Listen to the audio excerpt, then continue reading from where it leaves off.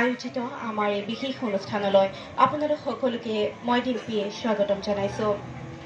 আপোনালোক সকলোৱে নিশ্চয় জানে যে প্ৰথম খবৰে ইতিমধ্যে ৬ষ্ঠ বৰ্ষ অতিক্ৰম কৰিছে অসমৰ সংবাদ ক্ষেত্ৰত।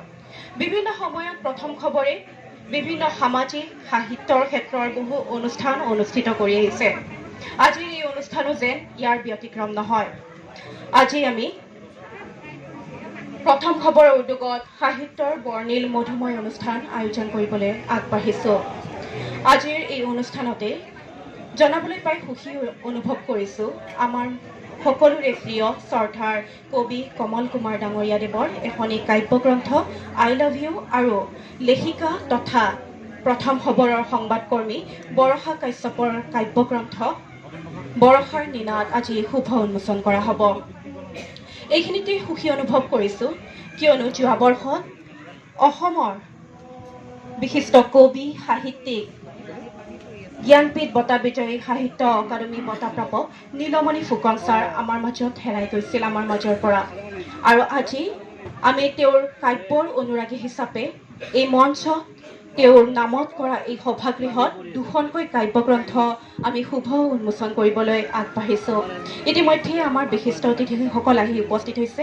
দেখিবলৈ পাইছোঁ আমাৰ মাজত আহি উপস্থিত হৈছে আমাৰ আমন্ত্ৰণ ক্ৰমে অসমৰ জনপ্ৰিয় কবি ঔপন্যাসিক মণিকুন্তলা ভট্টাচাৰ্য বাইদেউ, লগতে আমাৰ আমন্ত্ৰণ ক্ৰমে বিশিষ্ট অতিথিসকল আহি পাইছে।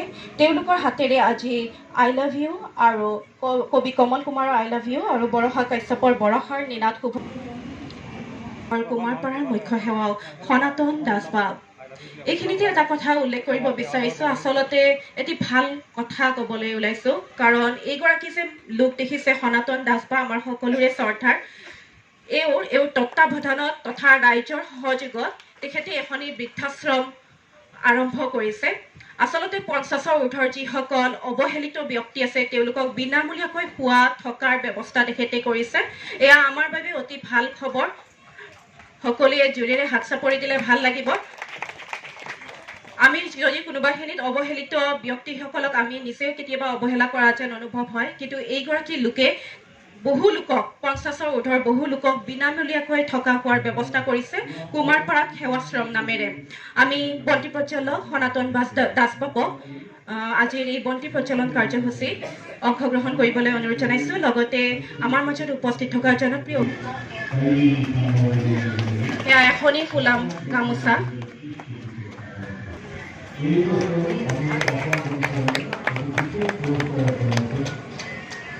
জনাইছোঁ। পৰম পিতা পৰমেশ্বৰৰ শ্ৰীচৰণত সকলোৰে দীৰ্ঘায়ু স্বাস্থ্য কামনা কৰি মই সকলোকে এটি মৰম আৰু আশীৰ্বাদ হিচাপে দুআষাৰ সংক্ষিপ্তে ক'বলৈ ওলাইছোঁ। আজি মোৰ পৰম সৌভাগ্য, কিয়নো অসম পুথি প্ৰকাশক আৰু ব্যৱসায়িক সন্থাৰ যি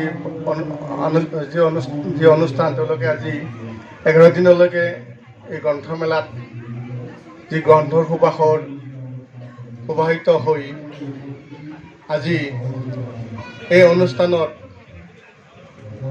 জনসমুদ্ৰৰ যি পৰিণতি আজি ইয়াতে উদ্ভাৱন হৈছে। মই ভাবিছিলোঁ যে মোবাইলৰ যুগ, কম্পিউটাৰৰ যুগ, আজিকালি নেটত মোবাইলত ক্লিক কৰিলে চববিলাক পোৱা যায়, কিন্তু দেখিছোঁ মণিকুন্তলা ভট্টাচাৰ্য বাইদেউক আমি মঞ্চত বিচাৰিছোঁ, অকণমান আগুৱাই আনিবলৈ অনুৰোধ জনাইছোঁ।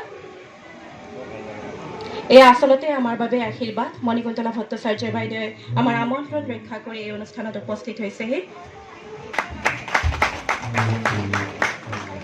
আমি লগতে বিশিষ্ট অতিথিৰ আসন গ্ৰহণ কৰিবলৈ অনুৰোধ জনাইছোঁ। আমাৰ সম্পাদক ডক্টৰ নৰেন হাজৰিকা ডাঙৰীয়া আমাৰ মাজত উপস্থিত আছে, তেখেতকো আমি মঞ্চত আসন গ্ৰহণ কৰিবলৈ অনুৰোধ জনাইছোঁ। সাহিত্য অকাডেমীৰ যুৱ বঁটা প্ৰাপক তথা সন্দিকৈ মহাবিদ্যালয়ৰ সহকাৰী অধ্যাপক জিন্তু গীতাৰ্থ ডাঙৰীয়া আমাৰ মাজত উপস্থিত আছে। তেখেতকো বিশিষ্ট অতিথিৰ আসন গ্ৰহণ কৰিবলৈ অনুৰোধ জনাইছোঁ। জোনাক আলোচনীৰ মুখ্য সম্পাদক তথা সুলেখক পুলকেশ ৰায়বৰুৱা ডাঙৰীয়া, তেখেতকো বিশিষ্ট অতিথিৰ আসন গ্ৰহণ কৰিবলৈ অনুৰোধ জনাইছোঁ। অসমীয়া প্ৰতিদিন কাকতৰ জ্যেষ্ঠ সাংবাদিক গণেশ দত্ত ডাঙৰীয়া, তেখেতকো বিশিষ্ট অতিথিৰ আসন গ্ৰহণ কৰিবলৈ অনুৰোধ জনাইছোঁ। আমাৰ মাজত উপস্থিত আছে লেখক কৃতি শিক্ষক চন্দ্ৰপ্ৰসাদ শইকীয়া ডাঙৰীয়া, দৰং জিলাৰ পৰা আহি তেওঁ উপস্থিত হৈছেহি, তেখেতকো বিশিষ্ট অতিথিৰ আসন গ্ৰহণ কৰিবলৈ অনুৰোধ জনাইছোঁ। আমাৰ মাজত উপস্থিত আছে সুলেখিকা তথা আৰ্য বিদ্যাপীঠৰ অৱসৰী কৃতি শিক্ষয়িত্ৰী নিৰদা দেৱী বাইদেউ, তেখেতকো বিশিষ্ট অতিথিৰ আসন গ্ৰহণ কৰিবলৈ অনুৰোধ জনাইছোঁ।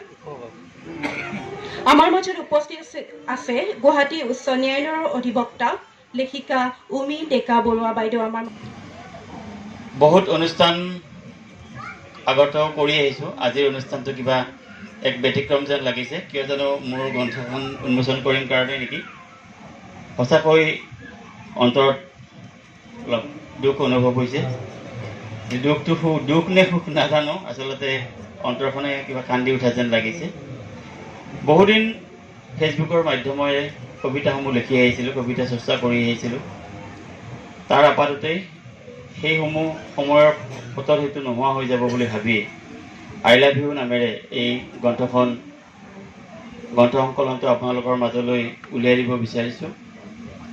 আচলতে বহুতে ভাবিব পাৰে নামটো আই লাভ ইউৱে পালেনে, আচলতে এটা মৰম লগা শব্দ।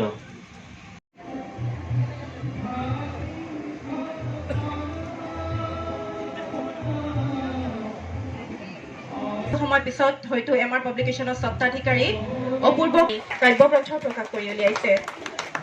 ধন্যবাদ। এতিয়া উৰুলি দিব নেকি?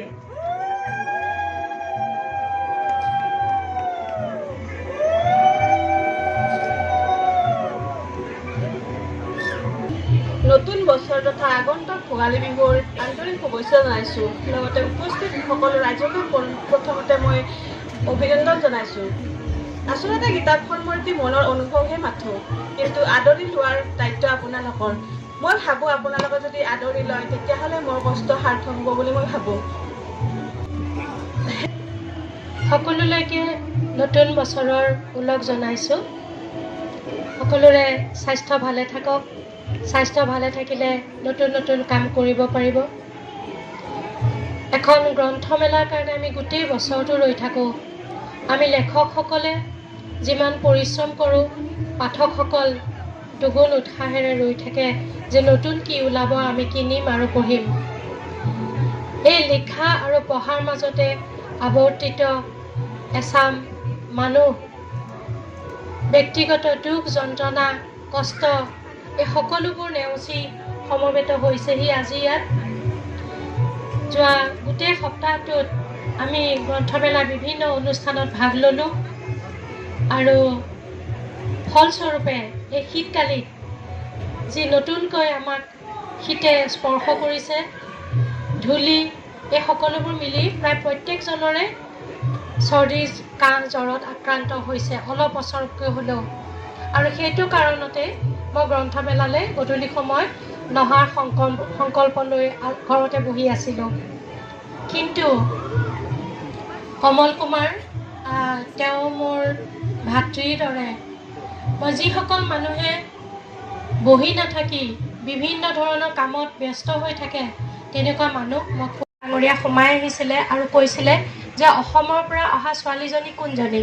আমি বিভিন্ন প্ৰদেশৰ ৰাজ্যৰ কবিসকল আছিলোঁ এজন এজনকৈ, আৰু মই যেতিয়া উঠি থিয় হ'লোঁ তেতিয়া তেওঁ মোক ক'লে যে তুমি কামাখ্যাৰ ছোৱালী, কামাখ্যাৰ দেশৰ ছোৱালী।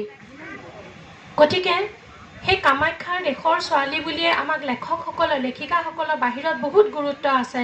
সেই কথা মই মামণি বাইদেউৰ মুখতো শুনিছিলোঁ।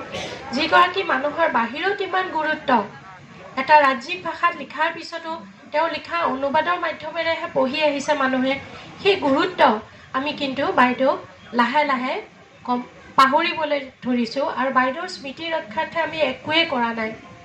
একোৱে কৰা নাই। এই বছৰতহে 2023 চনতহে প্ৰথমবাৰৰ বাবে চৰকাৰীভাৱে বাইদেউৰ স্মৃতি দিৱসটো উদযাপন কৰা হৈছে। আজি ইমান বছৰৰ পিছত, প্ৰায় 11 বছৰে হৈ গ'ল বাইদেউৰ মৃত্যু হোৱা। এই 11 বছৰ পিছতহে কৰিছে। আৰু আজিলৈকে চৰকাৰীভাৱে বাইদেউৰ নামত এটা বঁটা ঘোষণা কৰা হোৱা নাই। মই জনাত চৰকাৰীভাৱে এটা ফেল'শ্বিপ দিয়াৰ ব্যৱস্থা কৰা হোৱা নাই, একোৱে কৰা নাই। কিন্তু যি কাম চৰকাৰে নাই কৰা, সেই কামলৈ বাট নাচাই কমল কুমাৰহঁতৰ দৰে আমাৰ পৰিশ্ৰমী যুৱকসকলে লগ খাই পেলাই এনেকৈ এটা অনুষ্ঠানত বাইদেউক স্মৰণ কৰাৰ এটা সুন্দৰ পৰিৱেশ গঢ়ি তোলাৰ বাবে তেওঁলোক অৱশ্যে ধন্যবাদৰ পাত্ৰ। মই এইখিনি কথা নকৈ আমাৰ মাজত উপস্থিত আছে এগৰাকী সমাজসেৱক, জনহিতৰ কাৰণে বিশেষ আপোনালোকৰ মাজত আমি চিনাকি কৰাই দিছোঁ। সকলোৱে চিনি পায়, জ্যোতি চিত্ৰবনত অনুষ্ঠান কৰিলেই তেখেতে বিভিন্ন ধৰণৰ সহায় সহযোগিতা কৰে।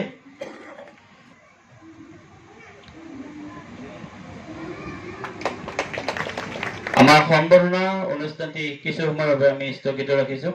প্ৰথম সংস্কৰণখন পাঠক সমাজে আদৰি লৈছে আৰু তাৰ বাবে তেখেতে এই পদক্ষেপ গ্ৰহণ কৰি দ্বিতীয় সংস্কৰণখন আজি পাঠক সমাজৰ হাতত তুলি দিবলৈ আগবাঢ়িছে। মই গ্ৰন্থখন আগবঢ়াই আনিবলৈ অনুৰোধ জনাইছোঁ। আমাৰ মাজত উপস্থিত আছে আজিৰ মুখ্য অতিথি তথা বিশিষ্ট অতিথিসকল। সকলোকে সহযোগ কৰিবলৈ অনুৰোধ জনাইছোঁ। বাইদেউকো মঞ্চত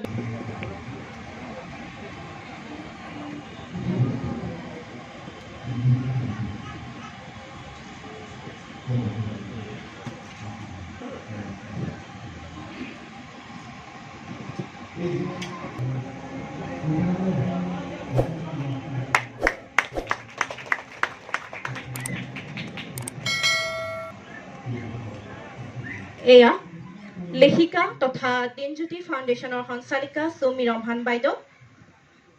আগবঢ়োৱা হৈছে প্ৰথম খবৰ।